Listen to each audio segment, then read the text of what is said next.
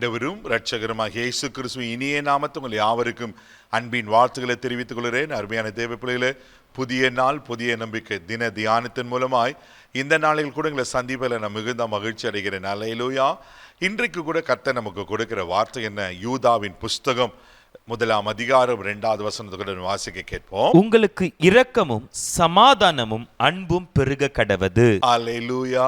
பாருங்க, இங்க அப்போஸ்தலனாகிய யூதா ஒரு காரியத்தை எழுதி வைக்கிறார். உங்களுக்கு இரக்கமும் சமாதானமும் அன்பும் பெருக கடவது. அல்லேலூயா. இன்னைக்கு உங்க வாழ்க்கையில எது பெருகுதோ இல்லையோ தேவ பிள்ளையில இந்த 3 பெருகும்படிக்கு நீங்க ஆண்டத்துல கேட்கணும். அல்லேலூயா.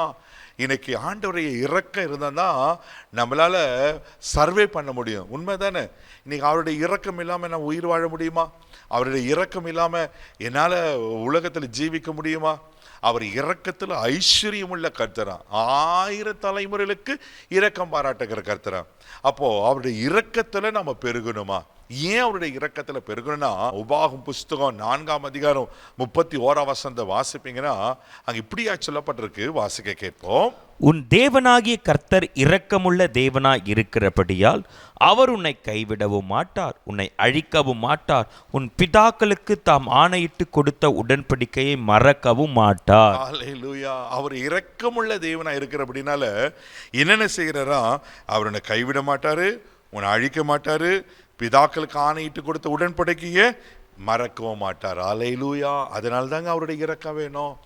அவருடைய இரக்கம் இருந்துச்சுன்னா அவர் எப்படிப்பட்ட தீங்கு உங்களை வந்தாலும் உங்களை தொட முடியாது, அழிக்க மாட்டார். அல்லேலூயா.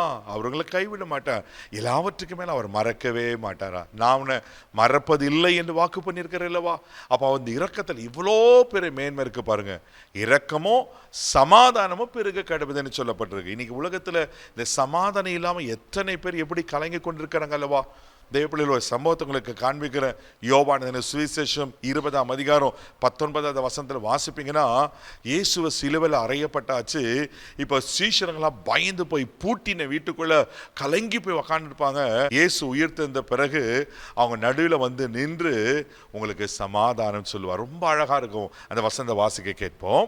வாரத்தின் முதல் நாளாகிய அன்றைய தினம் சாயங்கால வேளையில் சீஷர்கள் கூடியிருந்த இடத்தில் யூதர்களுக்கு பயந்ததினால் கதவுகள் பூட்டப்பட்டு இருக்கையில் இயேசு வந்து நடுவே நின்று உங்களுக்கு சமாதானம் என்றார். பாருங்க, பயங்கரமான ஒரு சூழ்நிலை.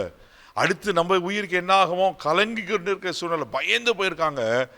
நடுவில் நின்று உங்களுக்கு சமாதானம் சொல்றார். அல்லேலூயா. அந்த சமாதானம் தான் அவங்களை மிகப்பெரிய அப்போஸ்தலர்களாய் மாற்றினதை பார்க்கிறோம். தேவப்பிள்ளையில ஆமென்.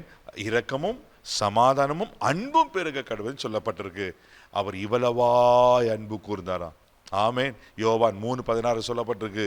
அவர் இவ்வளவாய் மரண பரியந்தம் அன்பு கூர்ந்தார். அந்த அன்பு தான் இன்னைக்கு உங்களை என்னையும் ஆமென் அவருக்காக வாழ வைத்திருக்கு. அந்த அன்பு தான் தேவப்பிள்ளையில இன்னைக்கு நம்மளை, அந்த அன்பு தான் இன்னைக்கு நம்மளை ரட்சித்திருக்கு. அந்த அன்பு தான் இன்னைக்கு பரிசுத்தமாய் வாழ வைத்திருக்கு அல்லவா? அப்போ தேவனுடைய இரக்கத்தையும் தேவனுடைய சமாதானத்தையும் தேவனுடைய அன்பையும் நம்ம பெற்றுக்கொண்டு அதில் ஒவ்வொரு நாளும் பெருகும் போது நிச்சயமா சொல்றேன், உங்க வாழ்க்கை ஆசீர்வாதமா இருக்கும். உங்கள் வாழ்க்கை கர்த்தர் எல்லாவற்றுக்கும் மேலாக உயர்த்தி கனப்படுத்த உண்மையில் இருக்கிறார். அப்போ ஆண்டவர்கள் இன்னைக்கு கேளுங்க, ஆண்டவரே இன்னைக்கு உங்கள் சமாதானம் பெருகணும்ப்பா, உங்கள் இறக்கம் எனக்கு பெருகணும், உங்கள் மேலே இருக்கிற அன்பு, நீங்கள் எப்படி என் இடத்துல அன்பு கூர்ந்தீரோ நானும் உங்களை அன்பு கூறணும் ஆண்டவரே.